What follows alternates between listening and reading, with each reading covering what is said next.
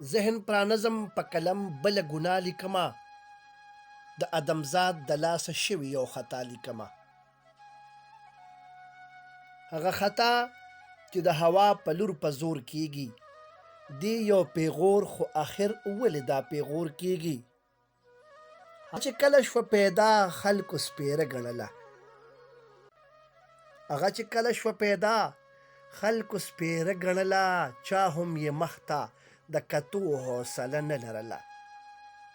خو چا کره زیرې د رحمت و خوشحالۍ پې رالی، خو چا که زیرې د رحمت و خوشحالۍ پې رالی، ښه دستورونه و د وس خپلې سیالۍ پې رالی. او چې په مکیز او په کلاره یې قدم واغستو،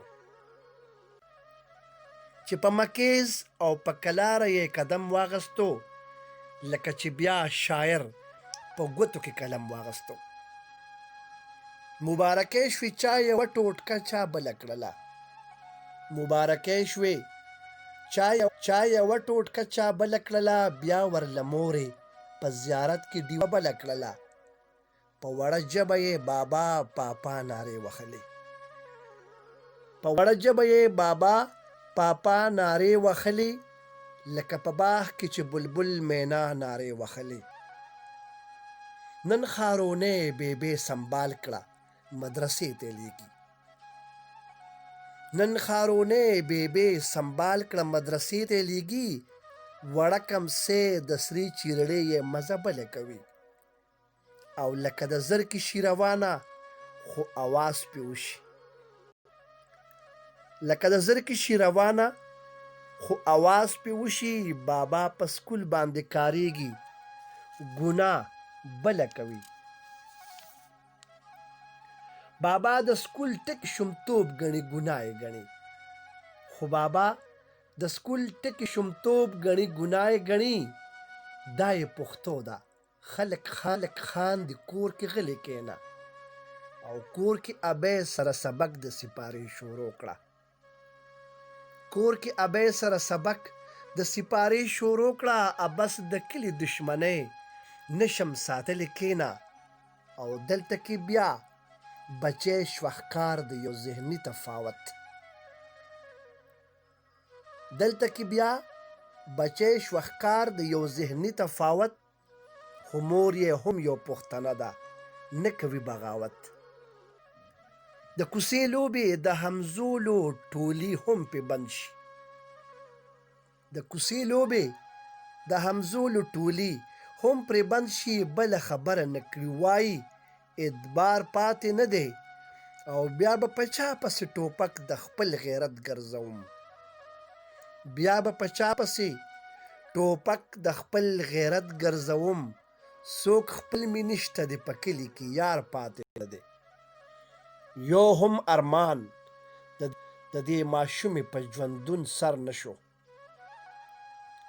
یو هم ارمان د دې ماشومې په ژوندون سر نشو، د بیدیا ګلو د ښایست نه څوک خبر نشو. د کور زینت لکه د لوښي تېنه پلار جوړوي، د کور زینت لکه د لوښي تېنه پلار جوړوي، خو د ماشومې زړه کې ټول عمر لغار جوړوي. چې د ځوانۍ خواږه بادونه یې په کلي راشي، چې د ځوانۍ خواږه بادونه یې په کلي راشي، لکه چې باد د مړو ایرو د دې په سلي راشي. او پلار یې پښتون د غیرتي په ډیران مړی وکړي، پلار یې پښتون د غیرتي په ډیران مړی وکړي.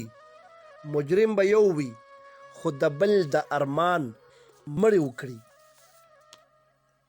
پلار یې مفرور شي په پردو کلو کې شپې تیروي، پلار یې مفرور شي په پردو کلو کې شپې تیروي، خو دلته لور یې زیارتونو کې ډیوې بلوي. دا د خپل پلار مینت کې نیسي د خپل سر شالونه، دا د خپل پلار مینت کې نیسي د خپل سر شالونه. لاس یې الله ته په زارو وي تل کوي سوالونه، او ملک د پښتو دی کو خبره بیا صلحې له راشي، ملک د پښتو دی کو خبره بیا صلحې له راشي. تندر د برې شین اسمان په دې ماشومې راشي او د وخت پیرغون او نمرودیان چې په خبره راشي روغه به وشي کوسوره د ستا د دره راشي. پلار یې په اسکه غړی هر حکم ته غاړه کیدي. پلار یې په اسکه غړی هر حکم ته غاړه کیدي.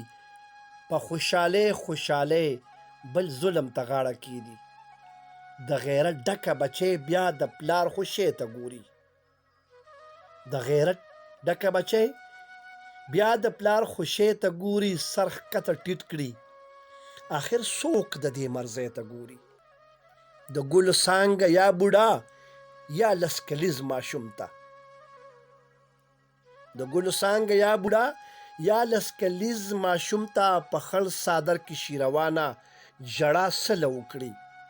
نه تنبلونه نه جنجونه نه ښادۍ خوشحالۍ. نه تنبلونه نه جنجونه نه ښادۍ خوشحالۍ. د پلار یوه ګناه سزا شي ګیله سله وکړي.